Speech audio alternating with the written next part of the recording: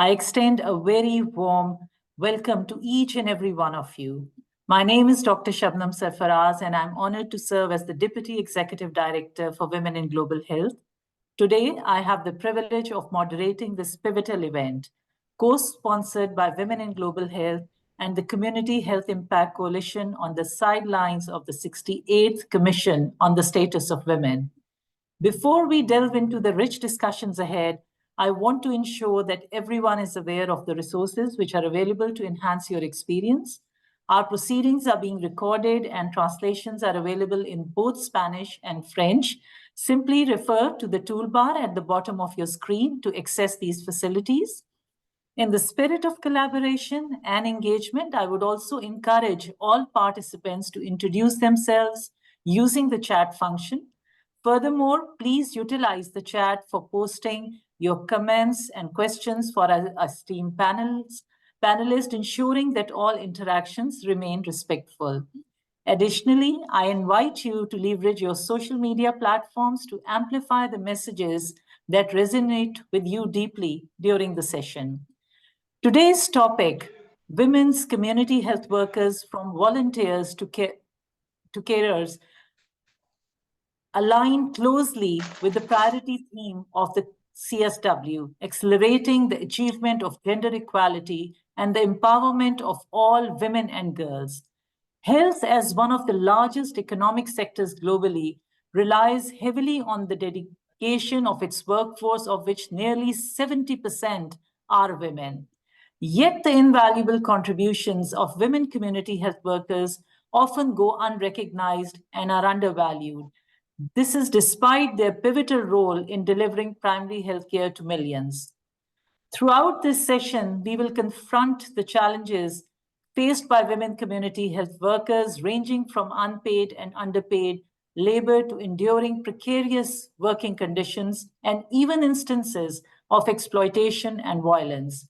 Together, we will explore policy interventions aimed at transforming their status from volunteers to esteemed professionals within the health sector, fostering gender and economic justice along the way.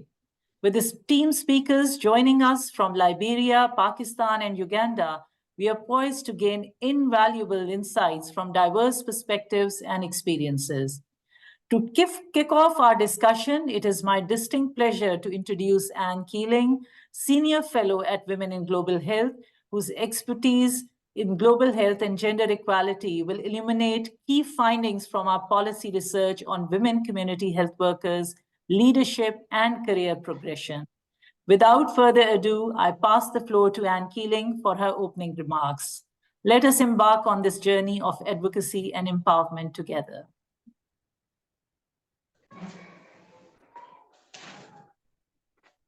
Thank you, Dr. Shabnam, and welcome to all our participants. I'm going to go through very quickly some headlines of some new research that Women in Global Health has just finished and will be launching in a couple of months at the World Health Assembly. And this is Women Community Health Workers Leading Change. Thank you. Next slide. Why do we focus on women community health workers? Well, it's as Dr. Shabnam said, the majority of health workers are women, and also the majority of community health workers are women.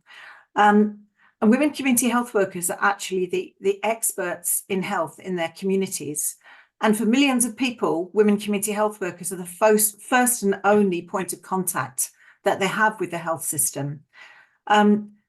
We have data that the work of women community health workers and community health workers in general is cost effective, and it has impact, especially on maternal and child health, family planning, HIV, nutrition, polio, vaccines.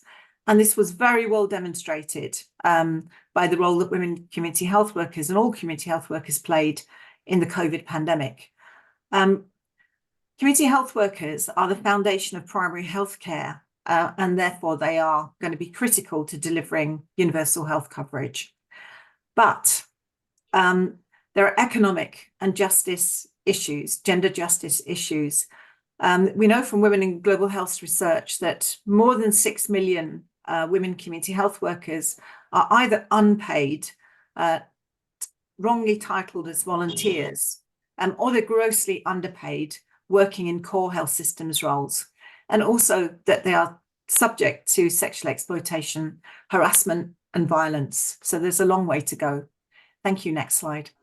But there's no such thing as a typical woman health worker, community health worker. Community health workers have very different roles and employment terms and conditions depending on where they are. So community health workers as a label needs to be unpacked. And when we're talking about community health workers, we need to be looking very carefully at what they're doing and what their terms and conditions are. Thank you. This new report that we have, Women Community Health Workers Leading Change, will be coming out in less than 2 months. And I just want to give you 4 headlines. This is research that we've done in 6 countries listed there: Ethiopia, India, Liberia, Malawi, Nigeria, and Pakistan. Our basic research questions were: how do women community health workers perceive leadership and themselves as leaders? And what career progression models exist for women community health workers? And what are the barriers to making those career progression models work? And what enables women community health workers to progress to having the career that they actually want for themselves? Thank you. And our first headline is that women community health workers are empowered, they're agents of change, and they see themselves as leaders. And what we see is that women community health workers are role models. They're quite often the only women in their communities to have taken, in a way, a very public role in health in this way. They're role models for younger women and other women. What do we need to do to really recognize and respect women community health workers as leaders? We need to listen to them, and we need to work in partnership with them. We need to make sure that their voices are heard within health systems and not marginalized. We need to learn from them and respect them as experts in the health of their communities and social agents of change. And we need to amplify their voices and support collective action. Thank you. Finding 2. But the downside is that women community health workers are actually disempowered by health systems and programs. And we've already heard that's in terms of lack of fair pay and social protection, lack of protection from gender-based violence, and inadequate resources to do their jobs. What are our recommendations? Clearly, we should be paying and protecting women community health workers. We should be formalising their jobs, providing them with social protection and job protection. And we should be making sure that they are safe and secure in their jobs. Thank you. And also, women community health workers are disempowered by cultural gender norms and inequality. This is fairly and squarely a gender issue. So we cannot improve the conditions of women community health workers in their position without understanding that this is a gender issue and addressing the gender inequalities behind it. So we're looking at lack of education.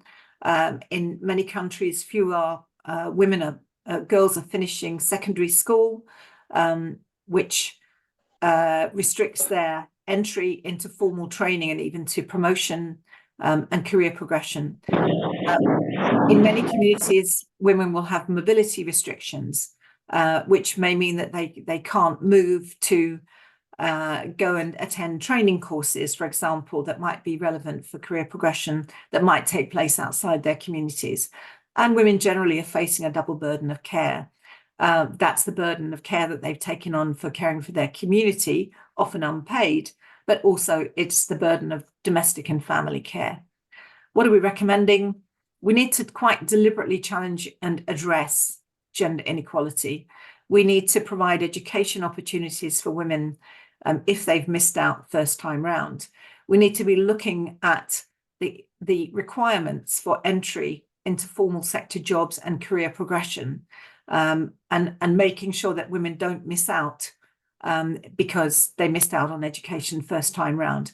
So we need to be intentional in applying gender analysis in programs to understand what it is that is holding women back as opposed to what's holding male community health workers back. Our finding number 4 is that where there are officially career progression models, that they're not working for most women community health workers. And that's, I think, as I've already said, there's a lack of formal education as a key barrier to entry. Sometimes when they're working because women are able to get financial and other support from family members to enable them to attend training, etc. We also need to take an intersectional lens.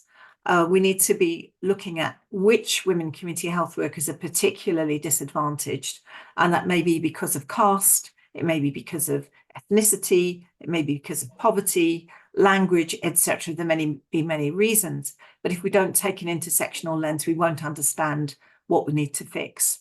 Our recommendations tailor career ladders for women, and a career ladder is in the sense that a woman community health worker can become a supervisor, can then move on to whatever is above supervisor in the chain, the ladder of jobs above them.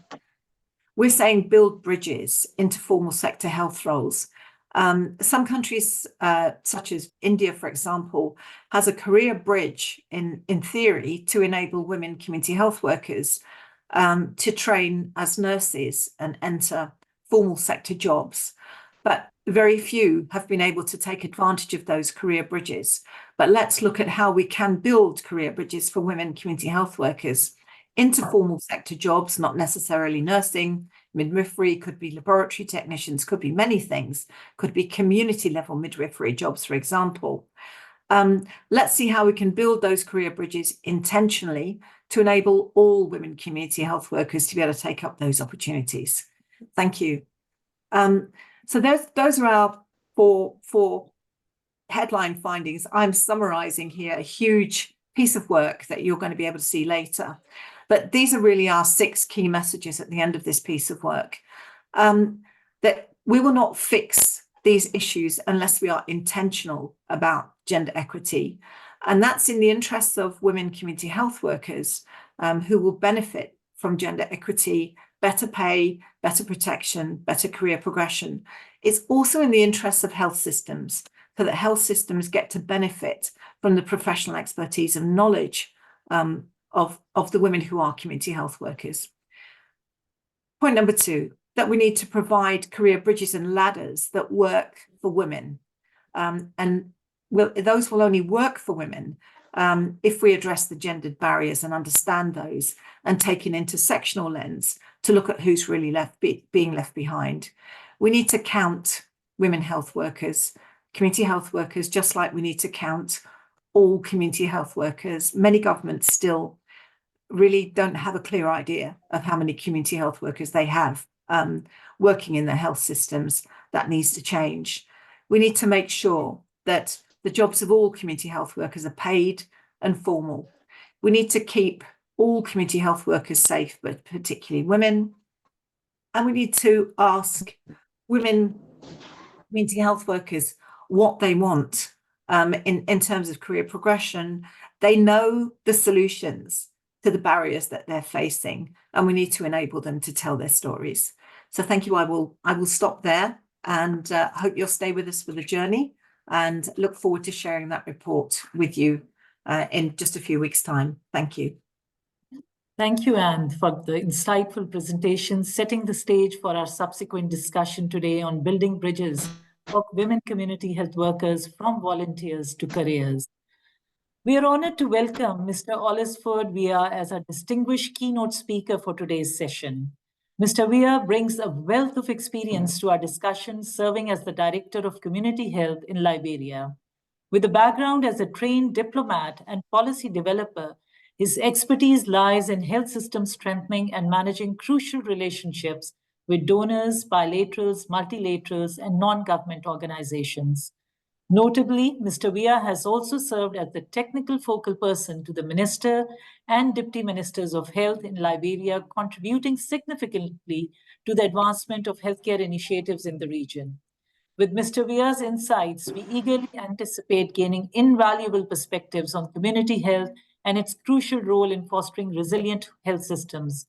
Without further delay, I invite Mr. Olisford Via to deliver his keynote address. Over to you, Mr. Via. Thank you.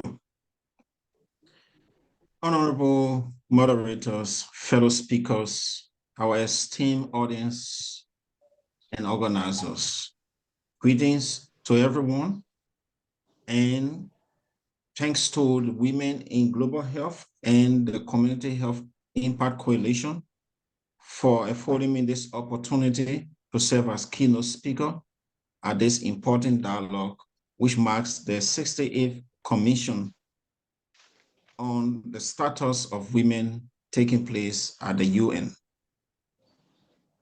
But now you all know that my name is Sam Olasford Weir. I currently serve as the director for the National Community Health Program at the Ministry of Health, Republic of Liberia. And on behalf of the people of Liberia, it gives me great pleasure to welcome our eminent speakers, moderators, and esteemed audience today. Our subject is a critical topic for Liberia and the world: women community health workers, from volunteers to careers. You may know that Liberia health infrastructure was devastated due to civil war, and within a decade, we were faced with Ebola. With a chronic shortage of health professionals, rely heavily on community health workers to deliver basic health services, especially for maternal and child health, and ensuring that these community health workers serve as essential link between their communities and the health system. After Ebola, Liberia worked on building a more inclusive and equitable and resilient health service and prepare ourselves for the future outbreak through our investment plan for rebuilding a resilient health system in Liberia, covers 2015 to 2018. And as well as through a health workforce program aimed at building a fit-for-purpose network with healthcare providers. That investment put Liberia in a strong position to manage COVID-19 in 2020, focusing our response at the community level. In 2016, when we upgraded and professionalized our community health cadre, we aimed to recruit better educated candidates able to read and write. At the end of the recruitment in 2017, however, most of the new CHWs selected by their community leaders were men, partly because of the low literacy rate among women, especially in rural communities. Recognizing the role women CHW played in reaching the most marginalized women and children, we saw a strong need to create a career pathway for women into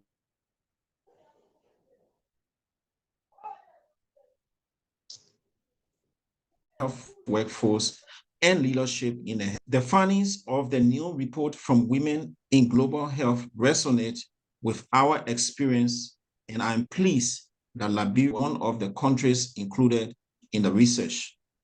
Moreover, recognizing the importance of women CHW in this gender equity or inequality, Liberia Ministry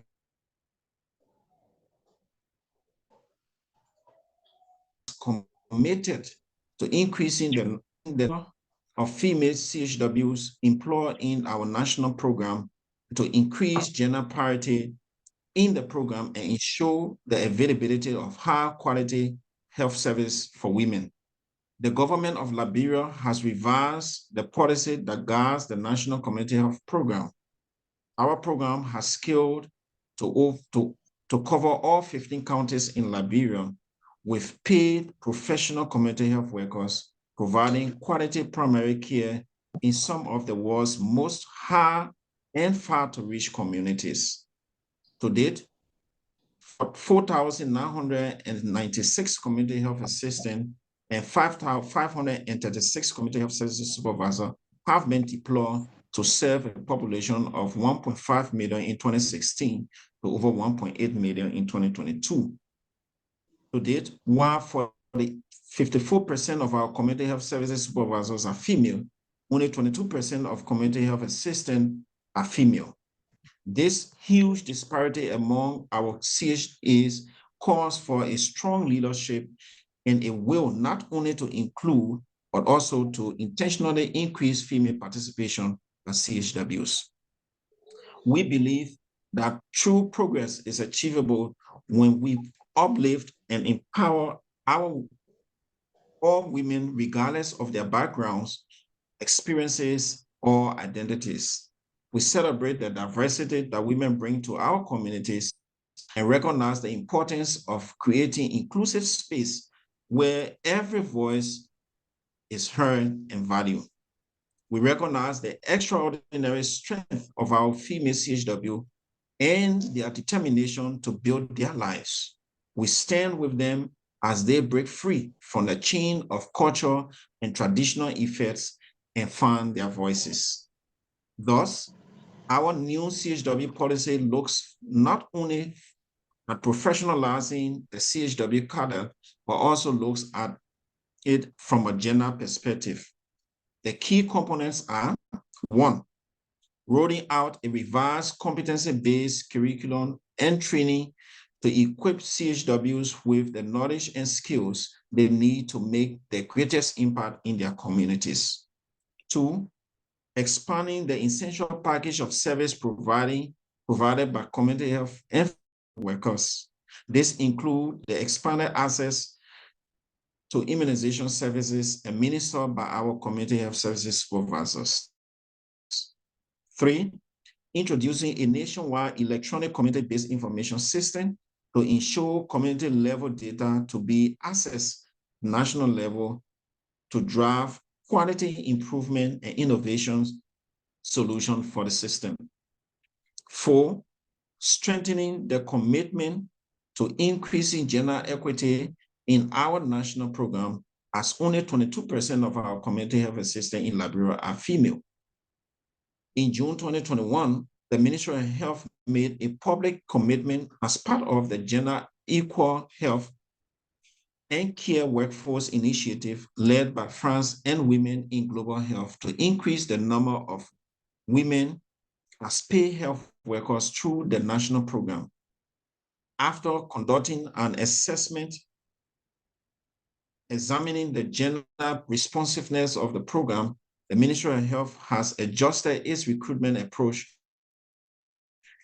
and curriculum to drive gains in female employment in CHWs. Our revised policy will have a tangible impact for parents, especially women and children, in Liberia's last mile.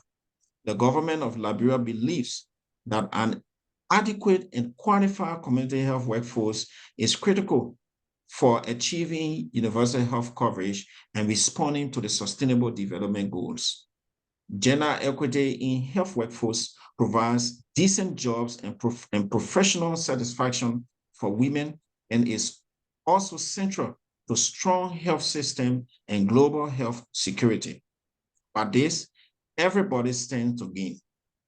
I look forward to hearing from the distinguished panel today, who will give us deeper insight into gender equality in community health workforce, creating career pathway for women, and the importance of women CHW as agent of change within the healthcare delivery system in our communities.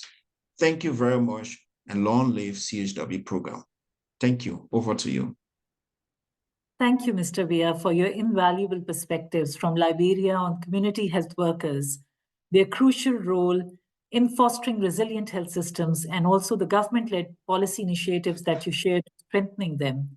Indeed, investments in community health workers and their inclusive participation is bound to contribute effectively towards achieving the universal health coverage. Now, let us transition to our esteemed panel of experts. As our panelists share their insights and experiences, I encourage you all to actively engage by posing questions in the chat and offering feedback. Your input is invaluable, especially as we seek to identify exemplary policy practices that can be highlighted in our forthcoming report. Let's foster a dynamic exchange of ideas and knowledge together. Allow me to introduce our panelists who bring a wealth of experience and diverse perspectives to our discussion today. First, we have Ms. Prosi Moingo, a dedicated community health worker from Uganda. Prosi's passion lies in delivering vital maternal and reproductive health services to women and providing essential care to children under 5. Her advocacy efforts on behalf of community health workers have resonated globally, earning her the prestigious Women in Global Health Heroines of Health Award in 2023. We are honored to have Dr. Rumi Aziz, a seasoned health system professional originally hailing from Pakistan. Dr. Aziz has been instrumental in shaping global health and social development policies, notably co-founding the Women in Global Health chapter in Pakistan. Currently, she serves as a doctoral researcher and assistant lecturer at the University of Essex in the United Kingdom. Our third panelist is Ms. Rosa Tekanen, a dedicated PhD research fellow at the Center for Global Health Inequalities Research at the Norwegian University of Science and Technology. Her research endeavors focus on policy reforms aimed at improving community health workers' working conditions in Nepal. Through her work, she employs a feminist political economy lens to shed light on the ongoing debates surrounding community health worker professionalism, advocacy, and labor movements in South Asia. With such a distinguished panel, I'm confident that we are in for an insightful and thought-provoking discussion. Let us now open the floor for our panelists to share their experiences and perspectives. My first question is to Ms. Prosi Moingo. So, Ms. Prosi, drawing from your experience as a women community health worker, do you perceive community health workers as pivotal leaders within the health system? Thank you so much, Doctor, and I'm happy to be the panelist here. Thanks so much, Women in Global Health and the Community Health Impact Coalition, always to stand with the workers. My name's Prosi Muyingo, and I have dedicated my life in serve as a CHW in my community in Mitiana District, Central Uganda. I'm a peer leader. I oversee more than my fellow CHWs, they are 10. I conduct weekly meeting. I work as a link to my supervisors, means I report every week. The question, I will say yes, I consider that. And our leadership as CHWs in the community is really important and special. As pros here, I'm a victim. My community choose me, and our local leaders agree we are as leaders in the community. We share knowledge, and the people in the community look to us, especially in the times of crisis. But being a CHW is more than just giving health advice. It's also delivering first-class health services.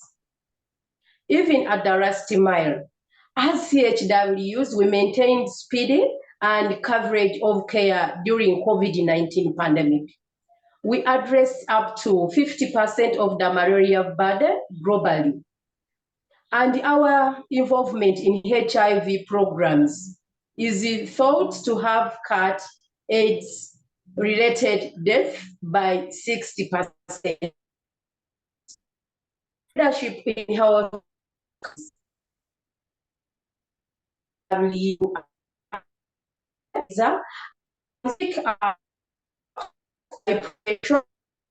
patients on global stage like today.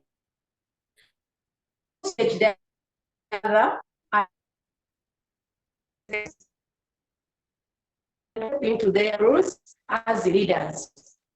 We believe to do job. It's my care of my community, even in the thing I help others and make.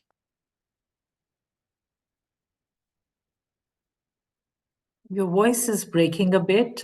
Perhaps you can switch off your video, which you have.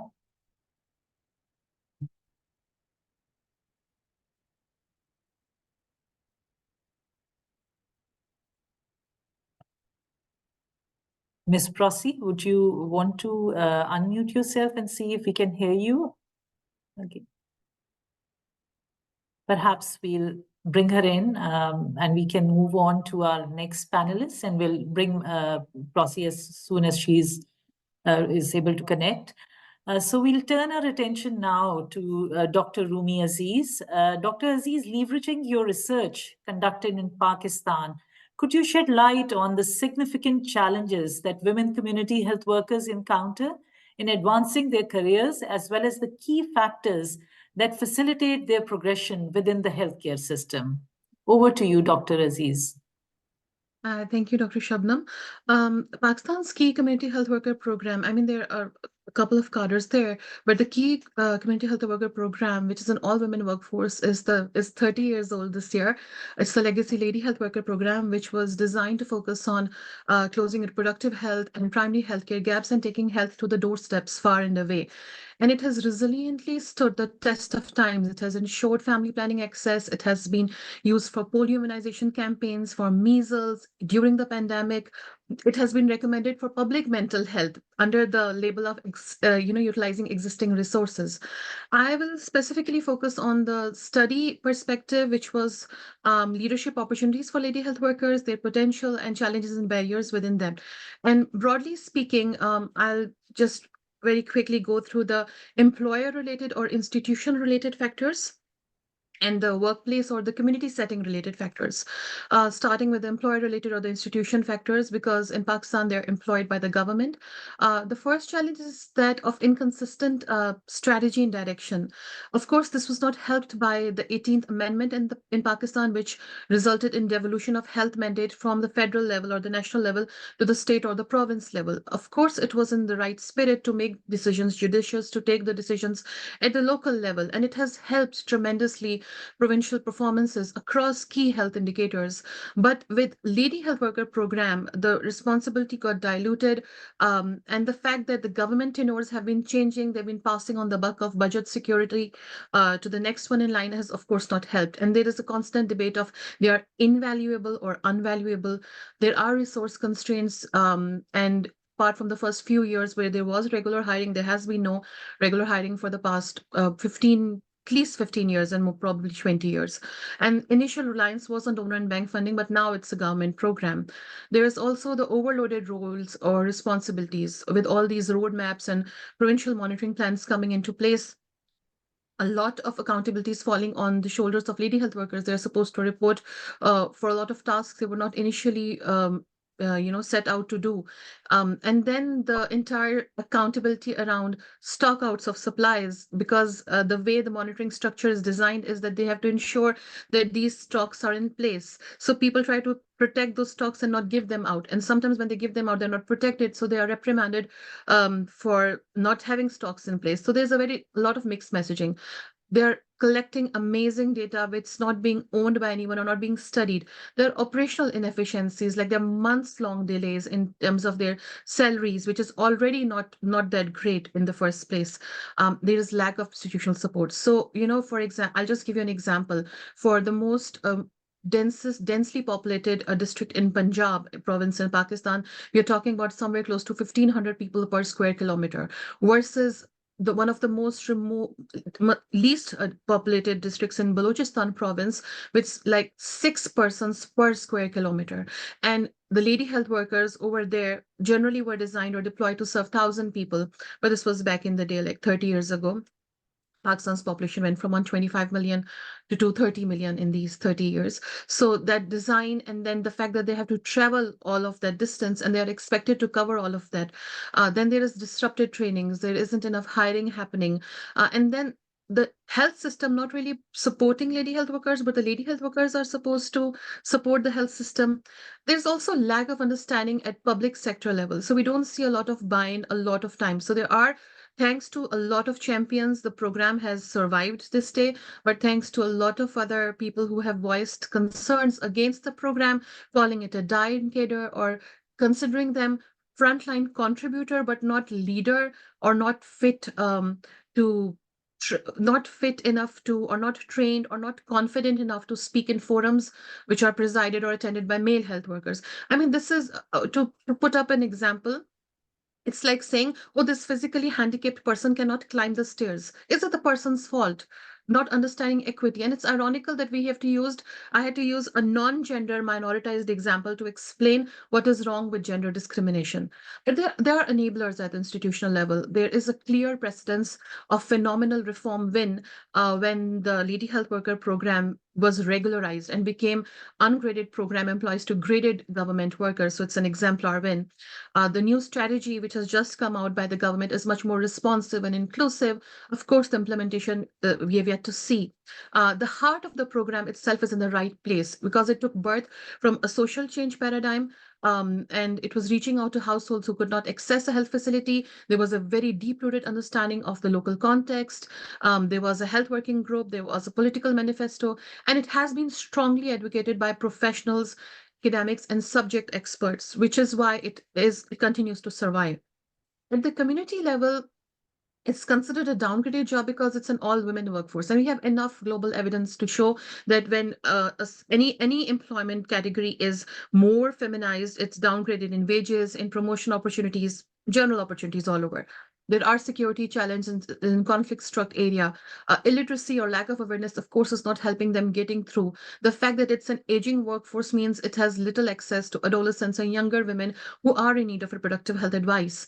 There is lack of support from their own family and their society. And there is then gender stereotyping of how appropriate it is to be working with men. At the workplace level, which is the community setting, the community trusts them. They are from the community. They are their own. So they know that they're coming from the right place. They have their interests at heart, and their own recognition, most importantly, which emerged out from the study, was the lady health workers' own recognition of their leadership potential, of their worthiness. So there is no extrinsic motivation. There are no career pathways, but they're intrinsically motivated to be performing and delivering for the people that they hail from and the people that they are there to serve. I'll stop here. Thank you. Thank you so much, Rumi, for your enlightening perspectives in the context of Pakistan. Next, I'm going to invite Ms. Rosa Tekanan. Ms. Tekanan, building upon the insights we've gathered thus from Dr. Rumi, could you offer your reflections on the current discourse and share more about your work in Nepal? How do your research findings intersect with the challenges and opportunities highlighted by Dr. Rumi? Over to you, Ms. Rosa. Thank you so much, Dr. Safraz. So good morning and good afternoon to everyone, and greetings from Trondheim, Norway. First, I want to just start by thanking Women in Global Health for inviting me to take part of this important event, and I feel honored to take part in this panel and build on this momentum today. So I've been researching community health worker programs for nearly a decade in both high-income and low-income country settings, most recently in Nepal.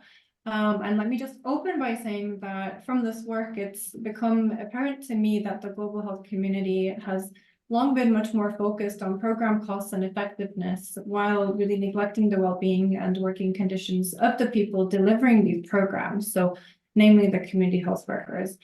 And this observation served as the motivation for my research in Nepal. So last year, I had the pleasure of spending 3 months in Nepal at Dulikir Hospital and the Kathmandu University School of Medical Sciences, where together with local researchers, I was studying a cadre of all female community health workers, the female community health volunteers, and as you can already tell from the title, both their female gender as well as their volunteer status is ingrained in their job titles. So this is a workforce that was introduced 35 years ago by the Ministry of Health, and they have received international recognition for being very successful in helping Nepal meet health goals around maternal and child mortality reductions around the Millennium Development Goals. And while I was there, I learned a few things. So firstly, Nepal is a country that is currently experiencing epidemiological transition. towards a double burden of communicable diseases and non-communicable diseases, so diabetes, hypertension, that sort of diseases. And this has essentially sparked a debate around how the country can redesign community health worker programs towards greater professionalization. For example, through longer training, better support through health systems, and being remunerated at a higher level as a consequence. And now there's a debate on how to achieve this, kind of whether to embrace alternative, more professionalized models of community health workers or strengthen the existing volunteers.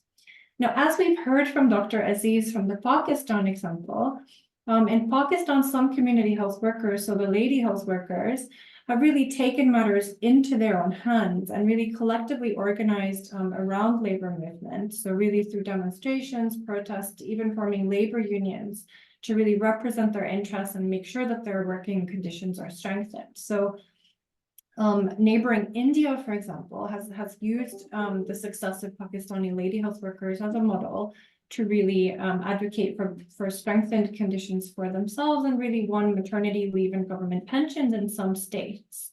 And this really shows the power that these women can have. In Nepal, a similar phenomenon is happening. So really talking to labor leaders in Nepal, really Pakistan's lady health worker model, really winning minimum wage and regularized status as civil servants serves as a sort of a gold standard that labor leaders in Nepal are now trying to emulate with the support from international NGO partners from the global north, I should say, and really are demanding status as regularized workers. What's happened in Nepal is that since 2007, there's been a labor law that sets a minimum wage for skilled and unskilled workers. And these female community volunteers are asking questions from the government why they are not entitled to this. Currently, their wage in total is about 1/10 of the national minimum wage. When it comes to career progression, female community health volunteers have historically been supported in moving to kind of more facility-based workers as a historical cadre called maternal and community health and child health workers. In the 90s, it was estimated that a quarter of them actually were upgraded to these workers, but currently the situation is much less clear.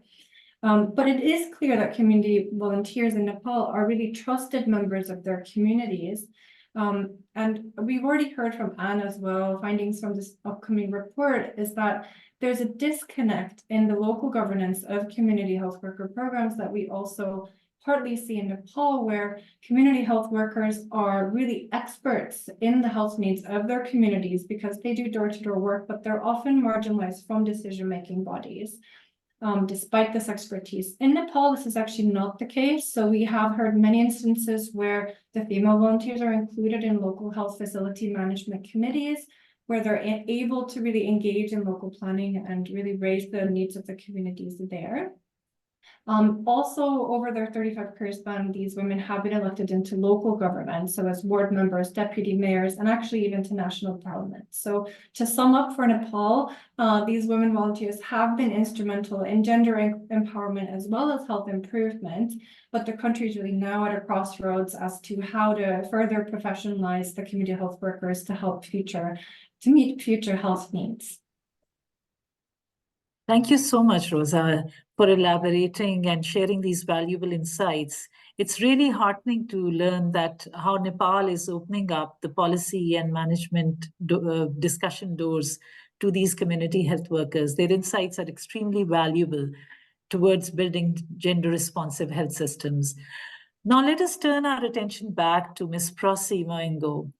Prosy, recognizing the significance of career progression, could you share why advancing in your career holds a personal importance to you? Further, what specific support or initiatives do you believe are essential from your government to facilitate access to the necessary skills and opportunities for your professional growth and advancement within the health sector? Over to you, Prosy.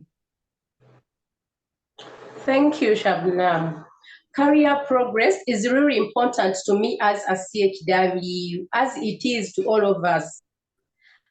Is to be a doctor, better what I do.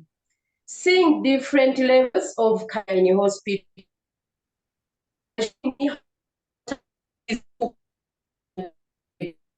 I have this aspiration to provide the care progress, but not getting. It's about to help my community more and provide for my family. As you know, 70% of CHWs are women. So the pro-CHW movement is also a labor rights and gender rights issue. In some cases, women may feel like they have fewer options with work or haven't had as much training education as men. So they can be backed into a gendered corner with talking and salary work. At the same time, we often have to juggle our work as CHWs with being the backbone for the home and our families. Looking after the children, making sure there is food on the table. Especially if you are not being treated like a profession. The work we do as CHWs is work, and we should be recognized for it and given the salary, skills, supervision, and surprise we need to do our jobs. I really hope all governments see how important CHWs are. Firstly and simply, we need more of pro-CHWs. We need better trainings and tools. We need to learn more and have the right foundation to do our jobs well. We is specifically designed could be languages or is there. Rosie, would you want to switch off your video? Would you want to switch off your video? We may be able to hear you a little better. Your voice is breaking, I'm afraid.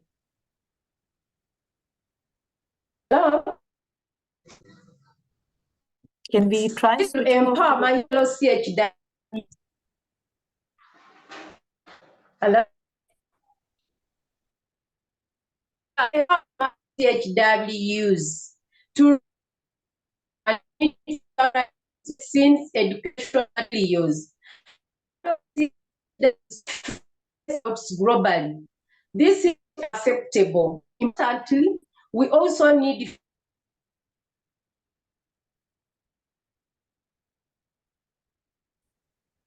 I think we've lost Prosi again. Prosi, if you join back, I'm sure the audience would love to hear from you. If you could put your perspectives into the chat box, they're so very valuable. Unfortunately, we couldn't hear you very well.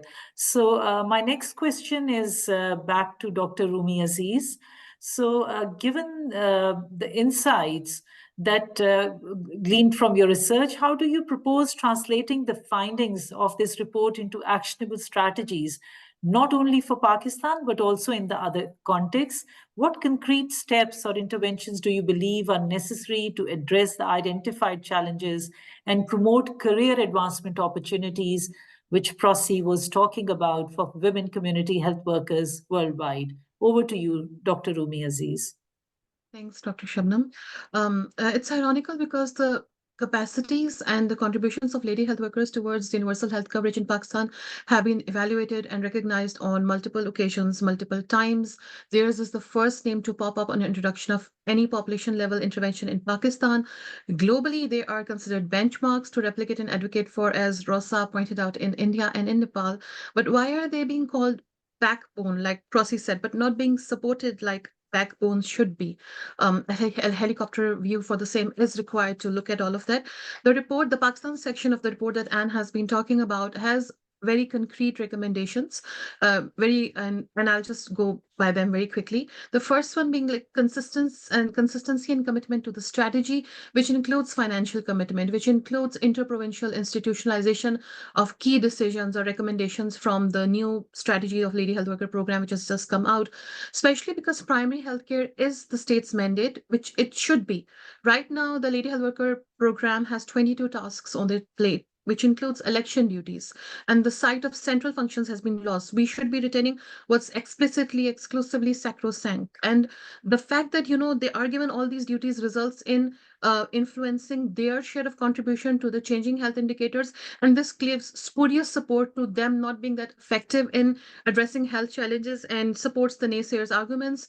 So that needs to be corrected and addressed. And this role, which is appreciated but not really, their status is undermined and in policy spheres. So how do we learn from Liberia's example post-Ebola, and how do we redo deployment of lady health workers, which was decided like 30 years ago? How do we ensure that there is a buy-in which does not skip political tenure, and there is a central control post the devolution as well in the resource constrained settings that Pakistan is in? A rights-based approach and a rights-based perspective has been missing, because to date, there are experts which are thinking of, the regularization of lady health worker program was not the right decision, with them becoming government employees and becoming complacent or relying on not getting fired. But then even if that would have not happened, what else is there to incentivize them? They're not being fired even within the previous status. So there is not anything really changing, and us dissecting something that happened 20 years ago is not really helping us move forward in terms of improving working environment and leadership potential and general challenges for lady health workers. It needs deeper political dissection, of course. The second point is recognition of lady health workers' role and their contribution within the government echelons and community at large. So apart from the mixed opinions, there has to be an understanding that there are worker rights. They are still operating on a very precarious contract. Where are the career bridges, like Anne said? Even if on paper, and even if they exist in some countries, why can something similar not be replicated within our country, within settings that we have? What is doable would also motivate them. Thirdly, resource support. So trainings, skill-based trainings, advanced trainings for the tasks that they are supposed to definitely do, ensuring that they have stocks and supplies and they don't have to bear the wrath of communities they are visiting when they don't have anything concrete to hand them over to. Support where they travel, protection for them in areas where they're going and they're being attacked, their remuneration, their career pathways, and the recognition of their training across platforms may be helping them in switch in case they do want to switch. Fourthly, active community ownership and patronage for lady health workers, not just as change agents, but also as change leaders. I also understand that with these recommendations, we've just scratched the surface. Policy influencing, policy brokering, it's a central process, but the underlying challenges are much more deeper. The governance structure itself, the results, the political economy, it's not designed to show results because it's moving every 5 years. There are political party interests of showing what works for them. But more importantly, how are we ensuring gender justice, as Anne elucidated in her briefing earlier? How is the gender gap seeping into this situation? How do we ensure that we give them ownership of the work that they've done, we commit resources to them? How do we respect them? And if we weigh the intersectionality hat, there is triple jeopardy here. They are women. They are in an extremely precarious, low-ranking cadre, which is the Lady Health Worker Program. And thirdly, they're from impoverished backgrounds, social position-wise. And on top of that, they're also disempowered by the health system itself. So how does all of this close? And the fact that closing the gender gap starts with data, that's the bare minimum. That's not the maximum, but a lot of programs and countries are thinking that they are doing. So there are a lot of bits out there, but this is a big first step. And this evidence guides us also on where knowledge gaps exist and how can we move about that. Thank you so much. Thank you so much, Rumi, for highlighting the importance of data, which is so very critical in this regard as well. So my final question is to Rosa. Rosa, in your opinion, what further transformative shifts can you add on to what Rumi had shared, which are necessary to improve the working conditions and overall well-being of community health workers, and what role can policymakers and stakeholders play in this regard? Over to you, Rosa. Thank you so much. So it is very clear from this discussion today that community health workers are a particularly vulnerable healthcare cadre. In contrast to doctors and nurses, they are not facility-based. They do door-to-door work and thereby are exposed to not just verbal harassment, but even physical violence, sexual violence. We actually wrote a paper last year with Anne Keeling and other colleagues where we highlighted kind of the impact that gender-based violence has on this workforce around the world, But more importantly, we highlighted how policymakers, planners really can source solutions from community health workers themselves. So I would say one thing that's very important is really to listen to these workers, not just around the health needs of their communities, but how their experience of their work is and how we can make that better.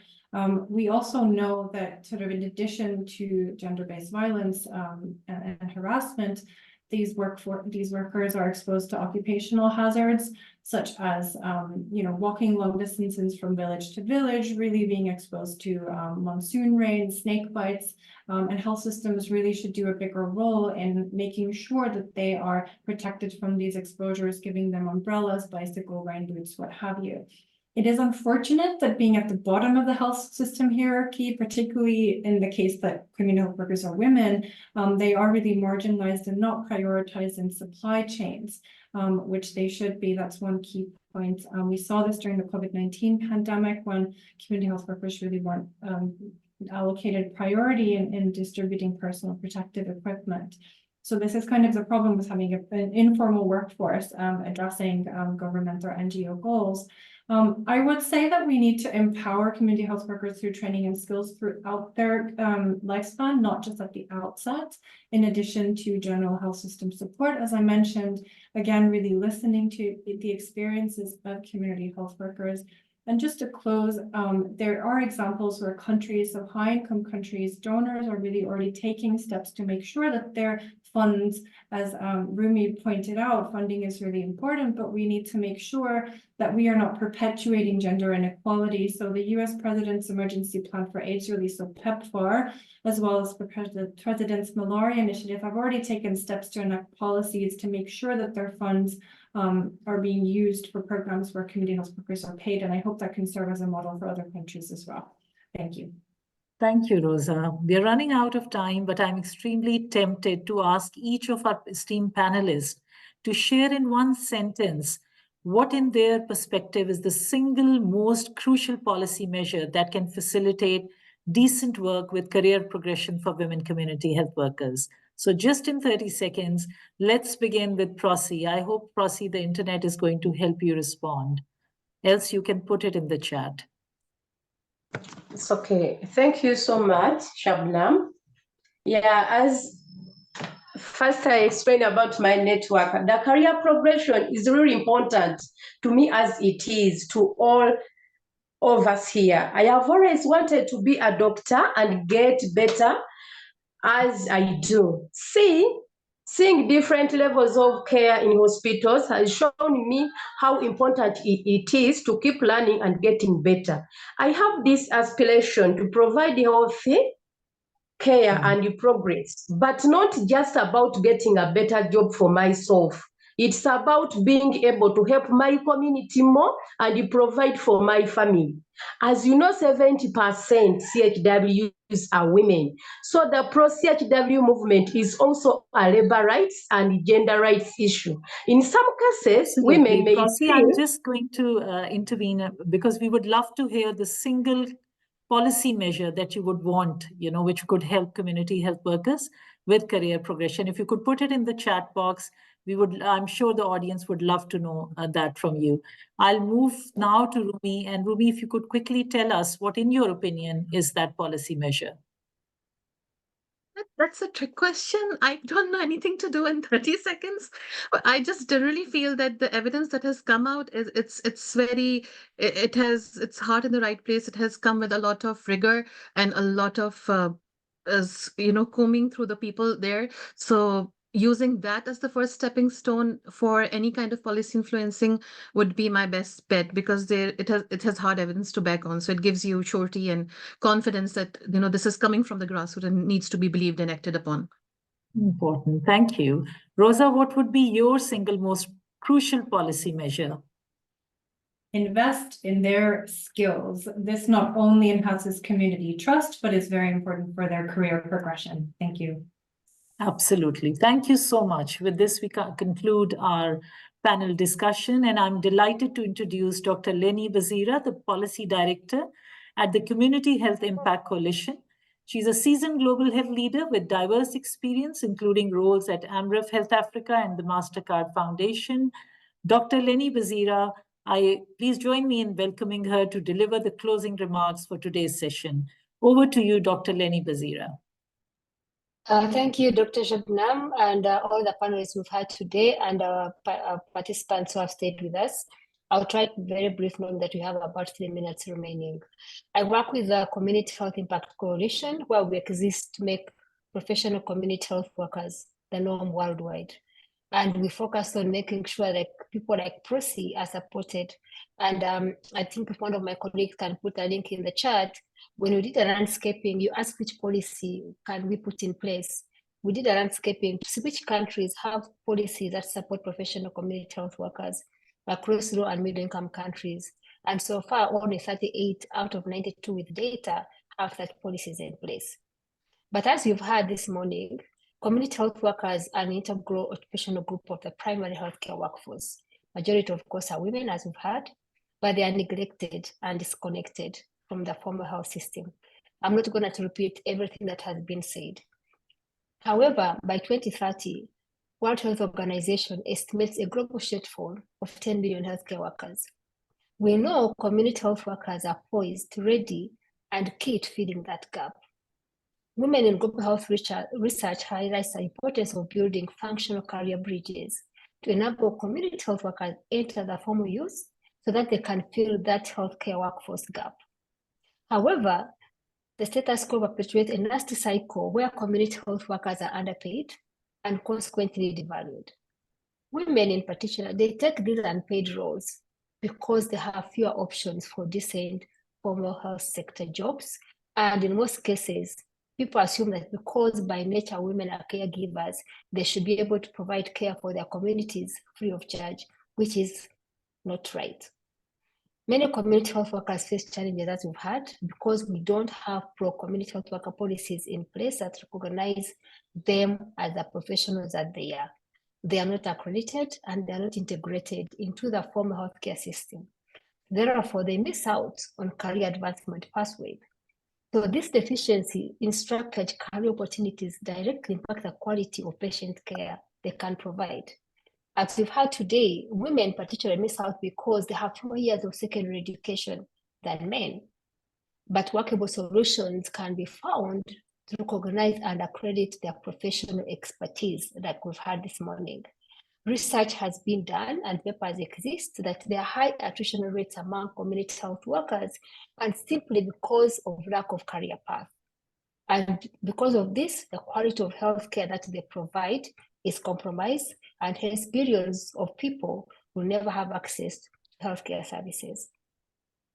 By establishing career paths for community health workers with appropriate training, recognition, and opportunities for advancement within the healthcare system, will motivate community health workers to perform at their best, but also attract and retain skilled individuals into the healthcare workforce.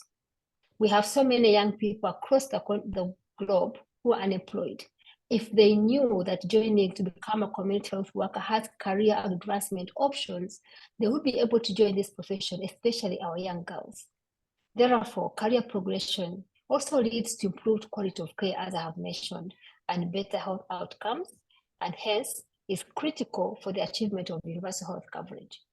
As we conclude today's session, without repeating what has already been said, career path, I cannot emphasize it enough, is essential and should be provided and supported to ensure their professional development and job satisfaction.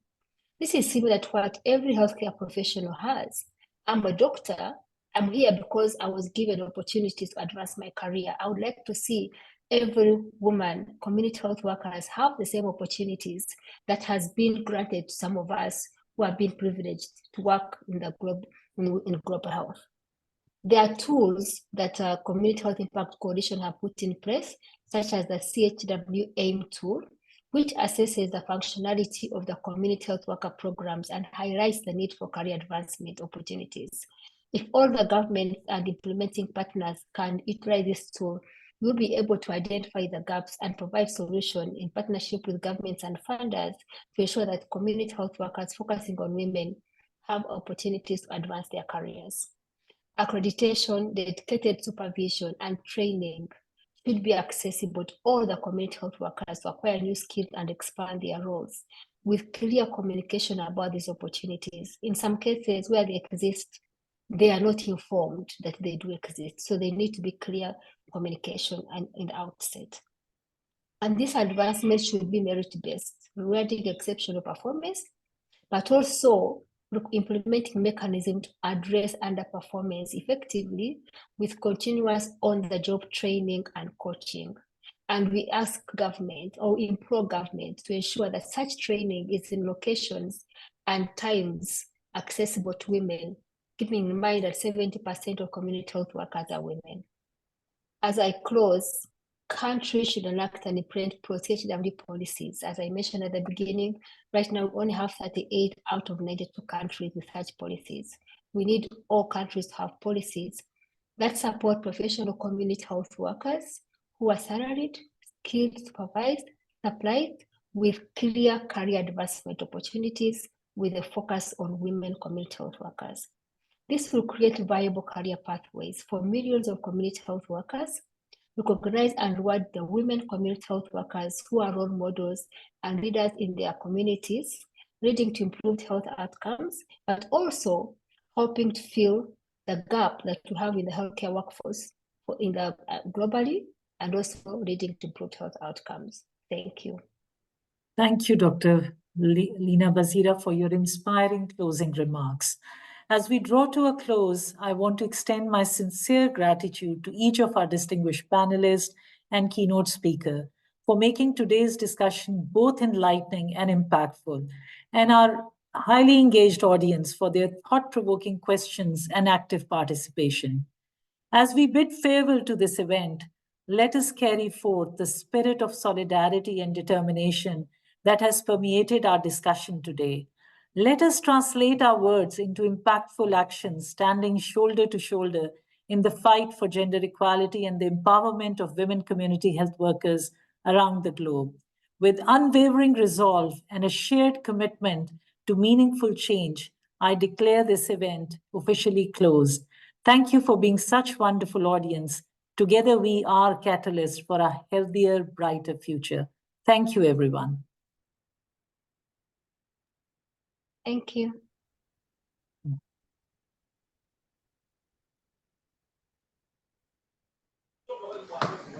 Thank you, Shabnam. Thank you. Thank you so much, everyone. It was a pleasure having you all here. Yeah, Thank you.